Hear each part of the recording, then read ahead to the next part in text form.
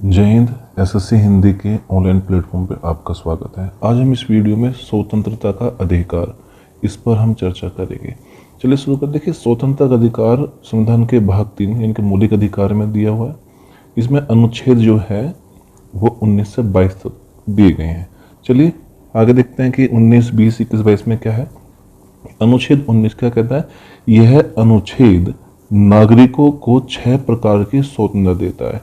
यानी कि इसमें 6 प्रकार की स्वतंत्रताएं हैं, लेकिन पहले संविधान से मूल संविधान था उसमें 7 प्रकार की स्वतंत्रताएं थी, लेकिन अब इसमें 6 प्रकार की स्वतंत्रताएं हैं। पहली स्वतंत्रता है वाक एवं अभिव्यक्ति की स्वतंत्रता, जो 19(1) का काम में देता है। इसमें क्या कहा गया कि उच्चतम न्यायालय ने वाक एवं अभिव्यक्ति की स्वतंत्रता में निम्नलिखित को शामिल किया गया है। पहला है, इसमें ए पॉइंट दे रखा है कि अपने विचारों के साथ साथ दूसरों के विचारों को प्रसारित करने का अधिकार है। एक तो ये दिया है। बी दिया है प्रेस की स्वतंत्रता। सी है व्यवसायिक सिद्धांत विज्ञापनों की स्वतंत्रता, फोन टेपिंग के विरुद्ध अधिकार, शांति का अधिकार और अखबार का पूर्ण प्रतिबंध के विरुद्ध अधिकार। यानी कि अगर हम बात करें 19 का एक वाक एवं अभिव्यक्ति की स्वतंत्रता, जो 19(1) का काम में दे रखा है, उसमें ये सारी जो है स्वतंत्रताएं दे रखी हैं। ठीक है, चलिए देखते हैं वाक आगे क्या कहता है कि वाक एवं अभिव्यक्ति की स्वतंत्रता पर राज्य युक्ति युक्त प्रतिबंध लगा सकता है। यानी कि हमेशा हमेशा के लिए प्रतिबंध लगा सकता है।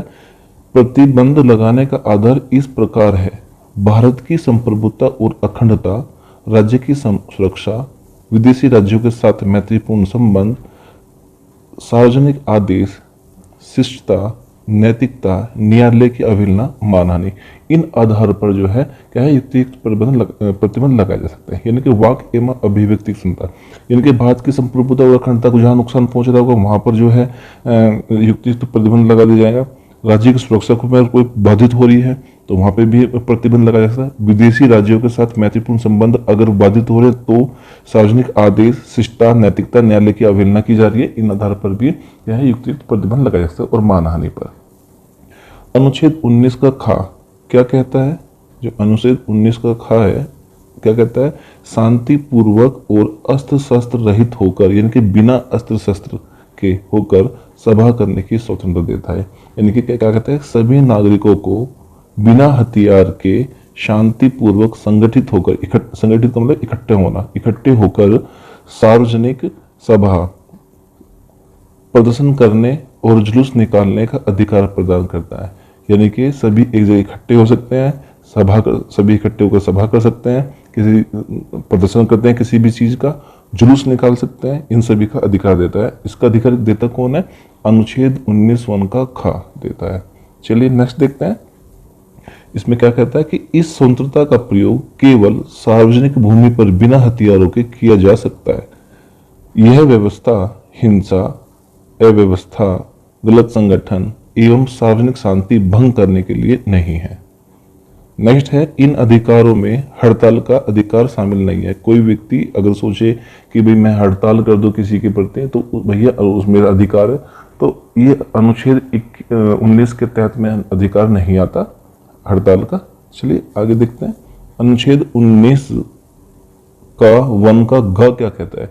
समुदाय या संघ बनाने की स्वतंत्रता। समुदाय या संघ बनाने की स्वतंत्रता।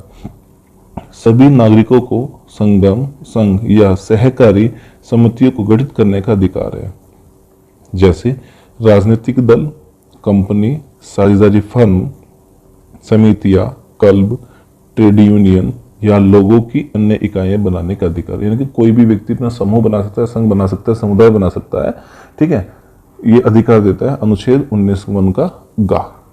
नेक्स्ट देखते हैं अनुच्छेद 19 का 1 का घ क्या कहता है? ये भारत के किसी भी भाग में आवागमन की स्वतंत्रता। यानी कि कोई भी नागरिक भारत के किसी भी क्षेत्र में जा सकता है, आ सकता है, इसकी हमें स्वतंत्रता देता है अनुच्छेद 19(1) का घ।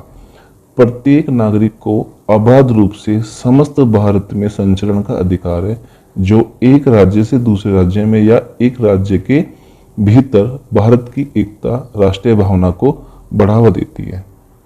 नेक्स्ट देखते हैं भाई क्या कहता है। अनुच्छेद 19(1) का ड क्या कहता है कि भारत के किसी भी भाग में निवास की स्वतंत्रता, कोई भी व्यक्ति भारत के किसी भी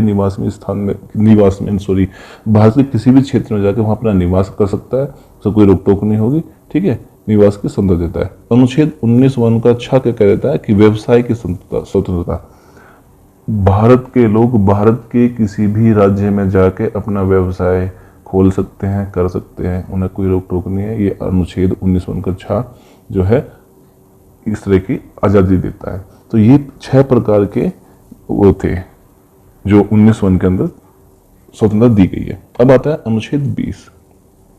अनुच्छेद 20 कहता है दोष सिद्धि के संबंध में संरक्षण का प्रावधान करता है। दोष सिद्धि का मतलब, इसमें पॉइंट दे रखे हैं, किसी व्यक्ति को उसी विधि के तहत दंडित किया जाएगा जो उसके अपराध करने के समय में प्रभाव में रही हो। मतलब कि किसी व्यक्ति ने कोई अपराध किया है आज, लेकिन उसका फैसला आज से 20 साल बाद आया और 20 साल में उस अपराध की प्रवृत्ति बदल गई, ठीक है, तो उसको उस प्रवृत्ति के अनुसार नहीं, जिस वक्त उसने अपराध किया था उस अपराध के समय में जो सजा प्रचलित थी वही दी जाएगी। मान लिया किसी ने किसी का मर्डर कर दिया, एग्जाम्पल के तौर पर देते हैं, मर्डर कर दिया और मर्डर को साबित करते करते 20 साल लग गए। आज मान लिया उसने मर्डर किया था तो आज 7 साल की सजा थी, लेकिन 20 साल के बाद जो इसको परिवर्तन कर दिया तो मर्डर की सजा में हमने 20 साल की सजा दे दी या 10 साल की सजा दे दी, उसको 20 साल की या 10 साल की सजा नहीं होगी। जिस समय उसने मर्डर किया था उस समय क्या प्रचलन था मर्डर के लिए, तो उस तरह का प्रावधान है अनुच्छेद 20 के 1 में। दूसरा क्या कहता है, व्यक्ति को अपने ही विरुद्ध गवाही देने के लिए बाध्य नहीं किया जा सकता। मतलब किसी व्यक्ति को कहे कि भाई डरा के धमका के तू अपने ही विरुद्ध अपने ही खिलाफ जो है गवाही दे दे, तो इस तरीके से बाध्य नहीं किया जा सकता। व्यक्ति को किसी एक अपराध के लिए दोहरा दंड नहीं दिया जा सकता। किसी व्यक्ति ने एक अपराध किया है, मान ली किया नहीं है और जो है उसको सजा दे दी गई उसका अपराध, लेकिन बाद में उसने वही अपराध कर दिया, तो उस अपराध के लिए उसको दोबारा दंड नहीं दिया जाएगा क्योंकि उसकी सजा वो काट चुका है ऑलरेडी। तो इसलिए एक अपराध के लिए दोहरा दंड का प्रावधान नहीं है। हम चलते हैं अनुच्छेद 21 की तरफ। अनुच्छेद 21 क्या कहते हैं, प्राण एवं दैहिक स्वतंत्रता का अधिकार है। तो प्राण और दैहिक, प्राण का मतलब जान और दैहिक का मतलब शरीर, इसकी स्वतंत्रता देता है अनुच्छेद 21। अनुच्छेद 21 किसी व्यक्ति को अपने प्राण या दैहिक स्वतंत्रता से विधि द्वारा स्थापित प्रक्रिया के अनुसार ही वंचित किया जाएगा, अन्यथा नहीं। अगर मान ले कोई विधि बनाई गई है, उसने कोई अपराध कर दिया है ऐसा जिसके चलते हुए उसको फांसी की सजा या कुछ यानी कि मृत्यु दंड दिया गया है, तो ही उसको सजा मिल सकती है। अदरवाइज वो स्वयं भी अगर फांसी लगाना चाहे तो उसमें दंडित किया जा सकता है।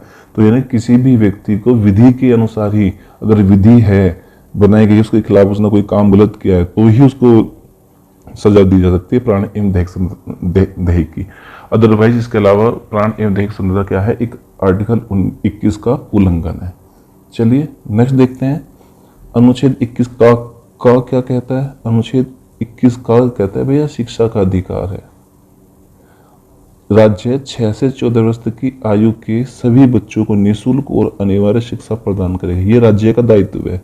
राज्य की बात कर रहे हैं, राज्य कह रहा है कि राज्य को कहा गया कि 6 से 14 वर्ष तक के जितने भी बच्चे होंगे उन आयु के बच्चों को निःशुल्क बिना पैसे के और अनिवार्य शिक्षा प्रदान करेगा, जो उनके लिए बेटर है, बेहतरीन होगी वो शिक्षा उनको प्रोवाइड करेगा राज्य। वर्ष 1993 में उच्चतम न्यायालय ने अनुच्छेद 21 के तहत मुफ्त शिक्षा के अधिकार को मान्यता दी थी। कब दी थी? 1993 में। किसने दी थी? उच्चतम न्यायालय ने दी थी। ठीक है, किस अनुच्छेद के तहत? अनुच्छेद 21 के तहत में दी थी। ठीक है, 86वां संविधान संशोधन अधिनियम 2002 आया और इसमें क्या किया, सभी के लिए शिक्षा नागरिकों के अधिकार के मामले में दूसरी क्रांति की तरह उठाया गया कदम था। नेक्स्ट देखते हैं क्या है अनुच्छेद 22 क्या कह रहा है। अनुच्छेद 22 कहता है कि कुछ दशाओं में गिरफ्तारी और निरोध से संरक्षण। कुछ दशाओं में किसी गिरफ्तारी और निरोध से संरक्षण। अनुच्छेद 22 किसी व्यक्ति को गिरफ्तारी एवं निरोध से सुरक्षा प्रदान करता है। जैसे गिरफ्तारी का उससे कारण बताया जाएगा, कारण जानने का अधिकार है उसको, वकील से परामर्श करने का अधिकार है। ठीक है, अनुच्छेद 22 का एक क्या कहता है, इस अनुच्छेद में साधारण कानून के तहत हिरासत में लिए गए व्यक्ति का अधिकार निम्न है। पहला अधिकार है कि गिरफ्तार करने के आधार पर सूचना देने का अधिकार है, कि उसको बताया जाएगा कि भाई तुम्हें किस लिए गिरफ्तार किया जा रहा है। उसे अपने मनचाहे वकील से परामर्श और प्रत्यक्षा करने का भी अधिकार दिया गया कि भाई वो जो है अपने जो भी उसे वकील चाहिए उससे परामर्श कर सलाह मशवरा कर सकता है, उसे कह सकता है कि भाई मुझे बचाया भी जाए, यानी कि उसको वकील करने हायर करने का अधिकार है। नेक्स्ट है मजिस्ट्रेट के समक्ष 24 घंटे में यात्रा के समय को मिलाकर पेश किए जाने का अधिकार। अगर पुलिस किसी को भी गिरफ्तार करती है तो 24 घंटे के अंदर उसको जो है मजिस्ट्रेट के सामने सम्मुख करना पड़ेगा। इसमें यात्रा वाला समय भी शामिल है। चौथा कह रहा है कि मजिस्ट्रेट द्वारा बिना अतिरिक्त निरोध दिए 24 घंटे में रिहा करने का अधिकार। मजिस्ट्रेट अगर उसका जुर्म साबित नहीं होता है तो उसको 24 घंटे में रिहा करने का आदेश देता है।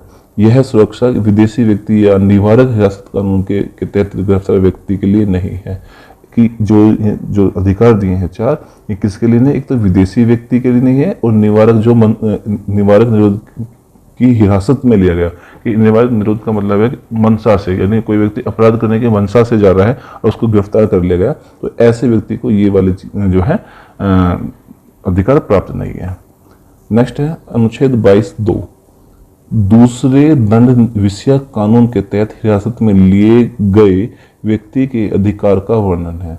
यानी कि दूसरे दंड विषयक कानून के तहत जो व्यक्ति दूसरे दंड के हिसाब से लिया गया है, हिरासत में लिया गया है, तो उसके लिए ये अनुच्छेद 22 कहता है यह सुरक्षा नागरिकों के साथ साथ विदेशी नागरिकों के लिए भी उपलब्ध है। अगर मान लो उसने कोई अपराध कर देता है, कोई चाहे विदेशी हो चाहे नागरिक हो, तो उसे अनुच्छेद 22(2) के तहत में प्रावधान किए गए हैं। ठीक है, ये अनुच्छेद 22 था जो स्वतंत्रता का अधिकार था, अनुच्छेद 19 से 22 था। यहाँ पे स्वतंत्रता का अधिकार खत्म होता है। आशा करते हैं कि आपको ये वीडियो पसंद आई होगी। कृपया लाइक करें, शेयर करें, सब्सक्राइब करें। धन्यवाद। मिलते हैं एक नई वीडियो के साथ।